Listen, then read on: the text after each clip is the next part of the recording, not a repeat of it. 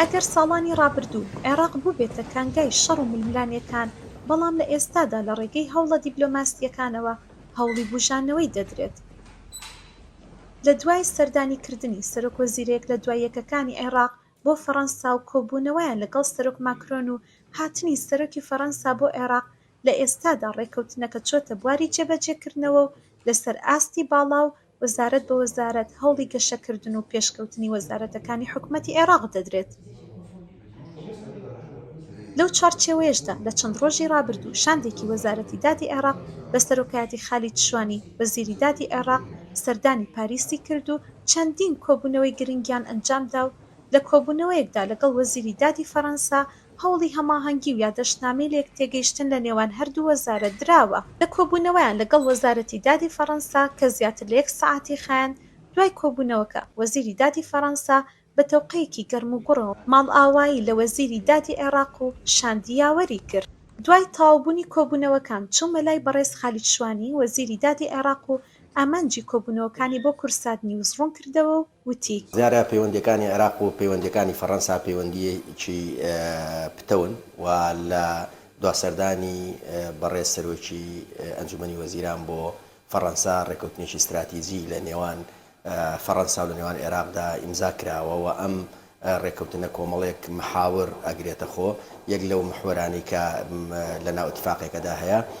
هاوکاری لایەنی بابەتەکانی عەدل و قانونی و ئەو لایەنانەی پەیوەندی بە دام و دەستگاکانی وەزارەتی عەدل و بە مڵکەکانی عێراق و ئەو ئوسوڵی مالیانەی عێراق کە لە فەڕەنسا هەن و ئەو داواکاری و داوایانەی کە هەم عێراق تایدا یا داوا کراوە یا داوا لێکراوە لەسەر داوای لەسەر تەزیل کراوە لە فەڕەنسا هەیە پێویستی بەوە بوو کە ئێمە بە دوواداچوونی بۆ بکەین لە چوارچێوەی ئەو ڕێکەوتنە استراتیژیەیە ڕێکەوتنێکی نێوان هەردوو وەزارەت هەبێ و یا مزەکەرێکی تەفاوم هەبێ بێجگەلەوەی کە کۆمەڵێک بابەتی تر هەن کە بە هاوبەشی لە نێوان هەردوو وەزارەتی عەدلی فەڕەنسی وەزارەتی عەدلی عێراقی پێویستە کاری هاوبەشی لەسەر بکرێ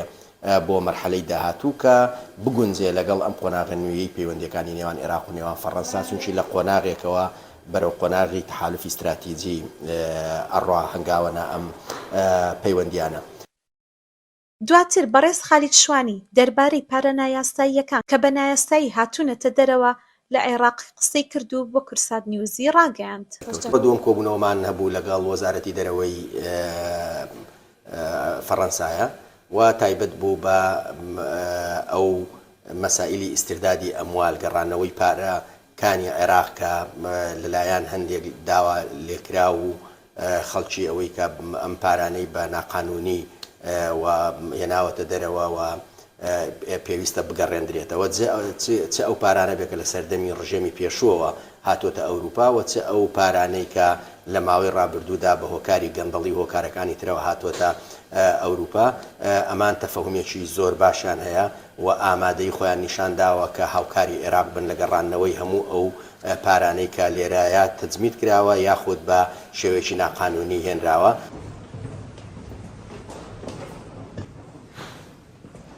ئەگەر ساڵانی ڕابردوو شەڕ و نەهامەتی بوو بێتە هۆکاری بەدبەختیەک بۆ خەڵکی عێراق و وڵاتەکە، ئەوە لە ئێستادا لە ڕێگەی هەوڵە دیبلۆماسیەکان و وەزارەتە جیاوازەکان و حکوومەتی عێراق چاوی لەوەیە کە سوود لە پێشکەوتنی وڵاتانی ئەوروپی و بە تایبەتیش فەڕەنسا ببینێت. ئەژین تاریق، کورسات نیوز، پاریس.